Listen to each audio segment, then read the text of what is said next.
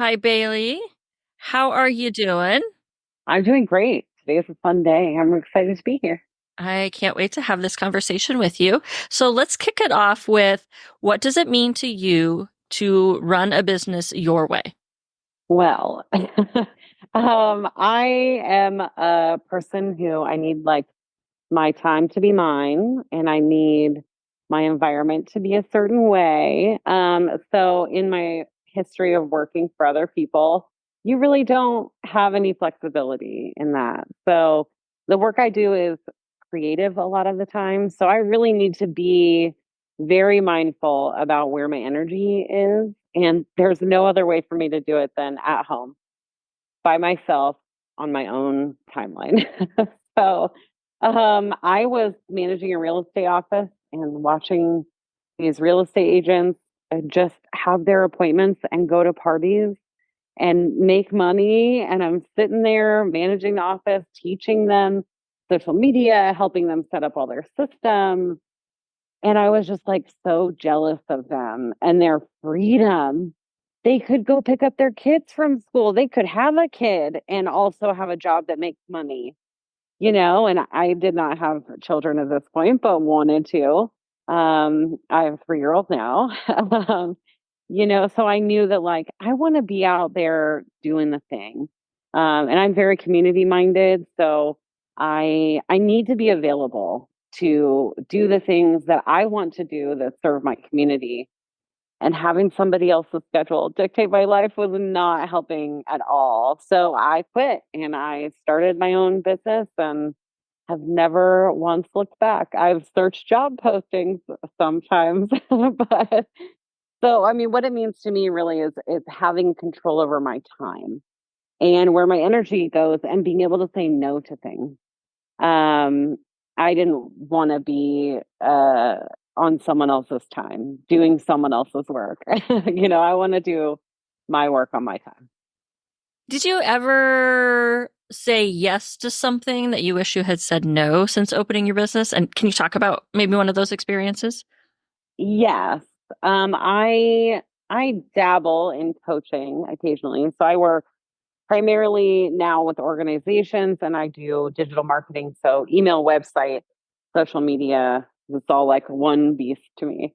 But I did dabble in some coaching and I had a client who wanted to do all the right things or said they did. And then the accountability, there I can't force this person to do, what would be best for them or to manicure their image, or whatever. So it seemed like it was a failure because he or they did not, go forward with the plan or the advice. And I realized that that kind of situation where all the work is on the other person wasn't really right for me because managing another person doing their work is not something that I want to do, especially with someone who doesn't know how to do work. So I think I said yes to it because that person was only willing to pay me a certain amount of money, a very low price point. So that's what I could offer for that. And it was something I did because I needed that little amount of money at that time. And I thought, oh, I could do this. And I made a choice to do something I knew I could do, but not, it wasn't something that I really wanted to do or whatever. I did it to suit that client. And I wish I had just said, I don't really work that way. But when you need money, you need money. So I tried it and it didn't work and I never did it It's one of again. those fuck around and find out things. Yes. And Yep. I think that those things are good to do. Those mistakes are good to make. It's good that I have that experience. So I don't think in the back of my head, well, should I be coaching? No, I shouldn't be. I learned that for myself that I didn't enjoy that, so. So, what ways do you now, for lack of a better word, assess whether something is a yes or a no? Um, at this point, I would say if the person has a budget to do the thing that they want to do, I'm always willing to like work with the client, but there's just, I mean, if you don't have a real budget to let someone really rehash all your stuff, It's not really worth, there are lots of things businesses could do themselves that for me, like I will train a business how to do that thing. But it's not really worth them hiring me to do it. Like it ends up being more work maybe sometimes to hire me. And I'm like, no, maybe you could tweak a few things and I think you can do this because some people want to. So yeah, it really has to be if I see that the other person is willing to do the work, then I'm in almost no matter what. But if someone isn't willing to do the work or they don't understand it or they're not willing to, then it just, you gotta have some gumption, have some get up and go. And to be honest, if you don't want to do anything, then be honest that you don't want to do that. I think getting to the root of like why we're doing anything that we're doing is good. I don't do wishy washy. You're either in or you're not. You're in or you're out, baby. So can you talk about the evolution of your business, like where it started, why you started it? Obviously it was because you wanted that freedom, but and where it has gone from there. Yeah, so I was teaching real estate agents how to market their businesses on social media. I'm a photographer, so I kind of really gravitated towards social media. It just seemed like a fun way to like share the pictures I was already taking. And it was exciting when everyone else started doing it. I was like, hooray, we can do this. And I realized I had the skill set. I was really building a lot of systems in that real estate business. And I had a terrible boss, and I did so much work that made her really look good, and it started making me mad. And I wanted to work for businesses that I cared about and who cared about people and whatever. And I have this skill set that, my dad was in the restaurant business and owned businesses and did marketing. And so I kind of grew up with that, he had a broadcast degree, so I kind of grew up with this personality. And it really helps me get into a business and be like, how can I help you? And how can I work in the arts a lot and I like to bring that like intimate, artsy, kind of open personality that I have to the businesses I work with. And I started out working for one or two realtors that I had known and some of our local restaurants. And I worked for pennies. I'm like looking back, I'm like, oh my gosh, that's crazy. But I learned so much and it really like I wanted to help my community. I moved back to my hometown with the idea that like I want to get invested in this place and I want to see where I fit here and how I can help this place be better. And work wise, that started with supporting businesses. And I did that for a while and struggled. And through COVID, when everyone cut everything extra, which, marketing is one of those things you're like, well, how can I market a business that is not open? Or, it has we were all living under restriction. And so there was not a need to invest in all these extra things. So thankfully I made it through and that was fine.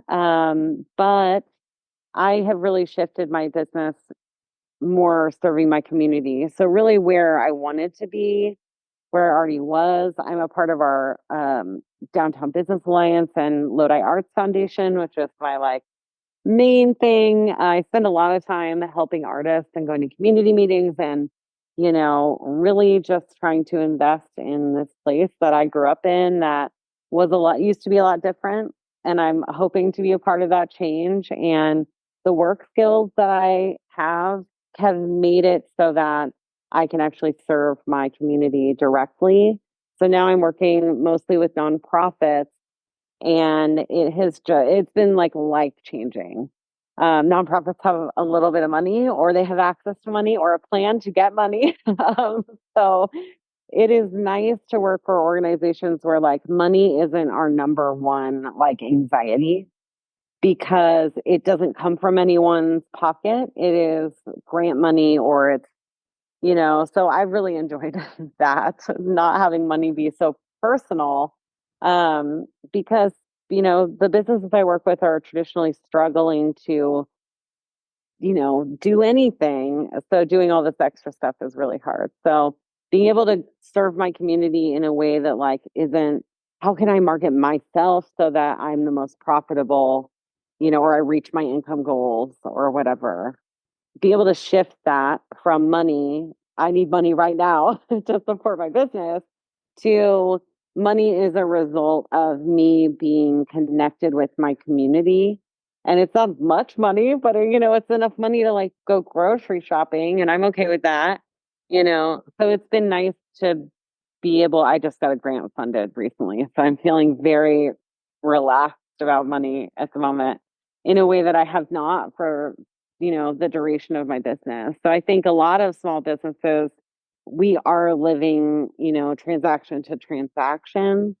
And that is such a hard place to be. And then suddenly when you're not, it's like you want to wash it away. You're like, no, no, no. you know, but I think so many of us are there. So it's nice to be able to relax in the last couple of weeks and, see the heart of my business be directed in a place that is needed, you know. I think a lot of people who are online service providers tend to forget when they're either starting their business or trying to grow their clientele to look at local businesses. Because they're online, they just immediately think of online. Mhm. You obviously were starting out because you had been working with real estate agents. What are ways that you have connected with local businesses that others could maybe try? Yeah, I mean, I, as a social media professional, have done my stints thinking, am I an online business? Wait, what am I doing? Should I have an online service that I do, and I kind of do, I don't know. But for me, being local has always been like a lot more important. Like the connections I'm making person to person locally are just a lot more, have been a lot more impactful. Um, I think that like even at your local chamber of commerce, I think I am not a member of my local chamber. Full disclosure, I'm not. It's like $500 a year, and they do not offer me any value as far as my business. And maybe they would if I was taking clients, you know, but I'm not because I'm at my capacity right now. But like just or local organizations, little networking things. I know that Rising Tide Society is a good one. I don't know a lot about them, so I don't know. And we don't have a local chapter here, but like any kind of organization that service organization, like get involved, especially as a creative person. I am a part of our local Lodi Arts Foundation. We work with our arts commission for our city. If you're a creative business, I would be willing to bet you that in your town, your arts commission has, a, open spots. So I would say just get involved in your community. You got to show up. You got to know people, and you can't know anyone if you're not going anywhere. So like connect with your local community for sure. Even if it's like a little mixer or there's tons of networking organizations, or Rotary, things like that. Find something that works for you. For me, our local Rotary is like a lot of old people. And we have to kind of be minded of these organizations are going to need a crop of people to take over and to keep doing this work because they are doing a lot of good work and they need more ideas of other work to do. So if we're not engaging in these spaces and putting ourselves in these spaces, then it's hard for us to kind of carry the torch locally. And those old timers have it right, going to a luncheon every month and physically mingling with people and talking about what you do and having people know you in your community for what you do. That is really important. And not everyone is on social media. I think there are a lot of people who don't want to be on social media. Um, and it is good for us. And I think it's good for our soul to be in the world and seeing people having experiences. And at least for me, I spent a long time not doing that. So it feels extra important now to like actually have face to face interactions with people. Get out of your shell, have fun, get involved in your community. That's my advice. I know a lot of online business owners, whether they're coaches or service providers or something along those lines, when they hear networking, they're like, oh, no, I don't want to do networking. I'm one of them. I hate that too. I'm definitely there too. Yeah. So, how have you gotten over that and still connected with people in your community? I show up rarely. I have like a few meetings I go to every month, and I just show up and bring the party. I'm here to make friends. I'm outgoing, I don't, and usually I know someone. So usually having like an anchor person where you're like, oh, it can kind of get you in. But for me, the biggest thing has been finding organizations that are already on my level and already feel good to me because I don't struggle being myself in those spaces. So I wouldn't go anywhere that you don't think is a safe space for you. But thankfully, with social media, there's a lot of research you can do and kind of suss out these organizations before you get involved with them. But it is difficult, and networking is sleazy and sucks a lot of the time. So I think just try to find something that you vibe with. It could even just be a couple local business owners where you're like, hey, we run this type of business. Do you want to like get coffee once a month or something? Just try to be a little bit more social. You said you wanted to start your business because it was all this time freedom, basically. Like you could decide what your day was going to look like, etc. So, what does Bailey's typical work day look like now? Well, I work from home 2 days a week. I leave the house to work, maybe sometimes only one. Um, but so I wake up, I get my coffee, I get ready before my child wakes up. He is trained to stay in bed until I wake him up at 8:15. So he's in there singing and doing whatever. So I get my coffee, I make him breakfast and lunch at the same time. So I only do kitchen stuff for 10 minutes and then it's all done and I don't have to revisit the kitchen or clean it again in the day. And he just is always so happy when breakfast is made when he gets out of bed. So I just do it because it's fun and easy for me. I get to have my coffee. I listen to my book or my podcast or some music. We always have music playing. And then while he eats breakfast, I work.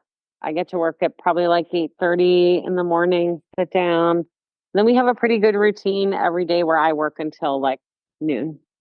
And he does whatever freaky thing he is doing. And I work, of course, with breaks. So, there's kids. So get the odd tantrum or thing that needs to be addressed happens. And then, yeah, I take a break in the afternoon and I try to be done.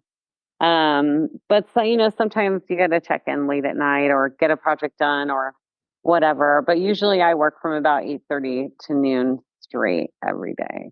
And I block out my time. I have like three different note systems and, I do social media. So I have multiple systems, content calendars for all my stuff. So, but I'm very good at time blocking because I don't have a lot of time.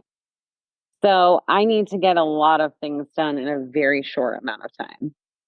So I have to be very organized. And paper.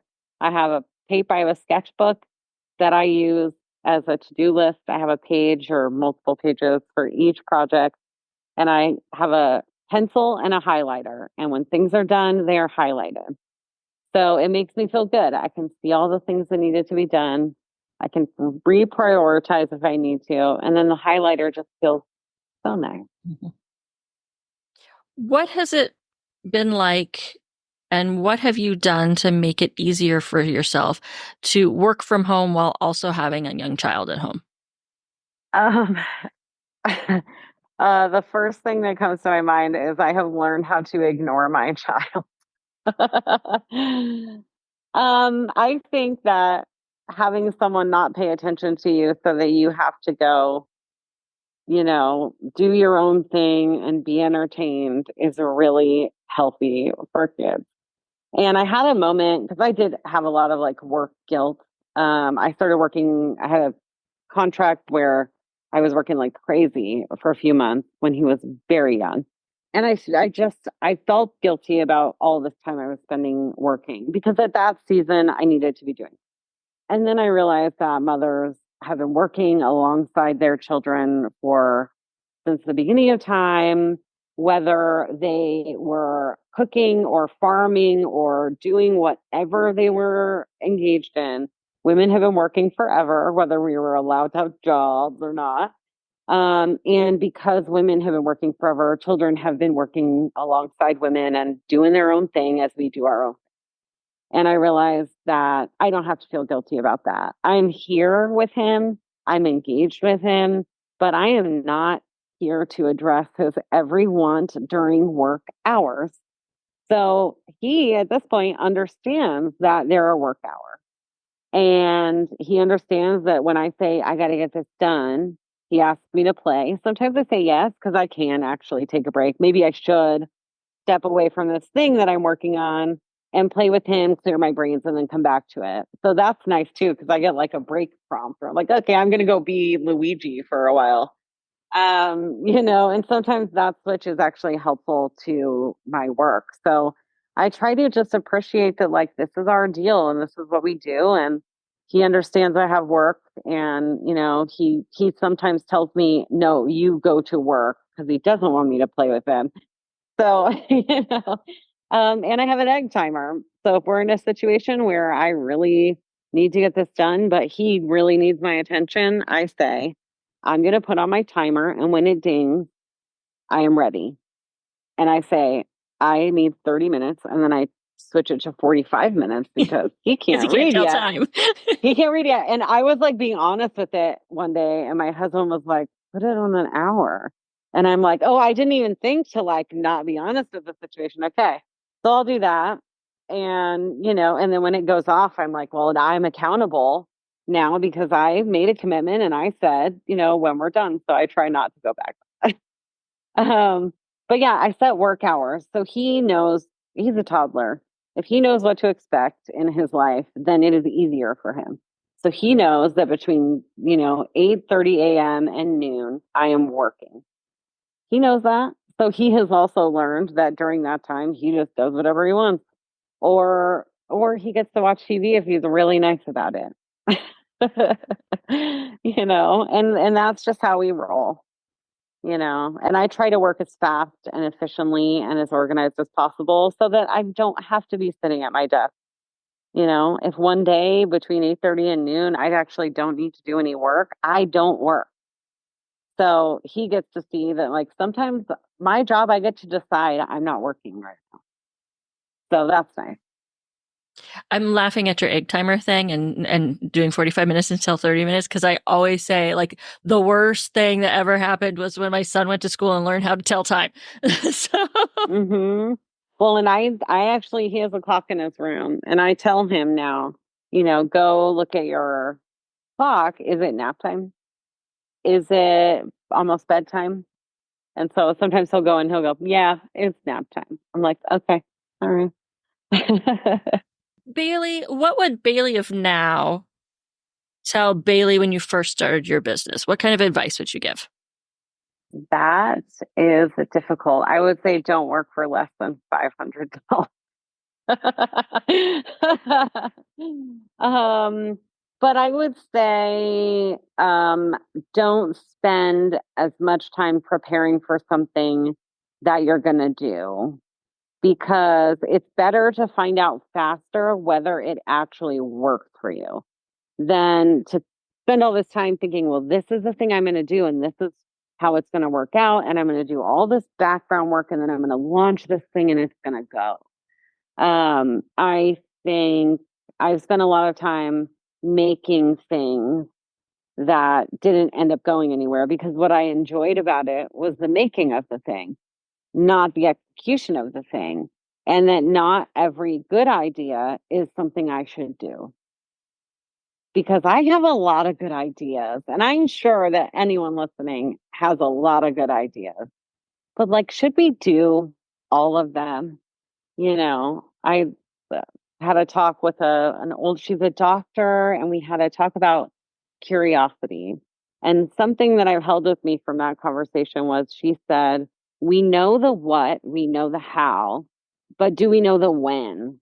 Like, does that need to be done right now? Or can it be done next month or next quarter or, tomorrow or, is this the right time to be working on the thing that you want to work on? And that always sticks with me. I'm like, oh, is it?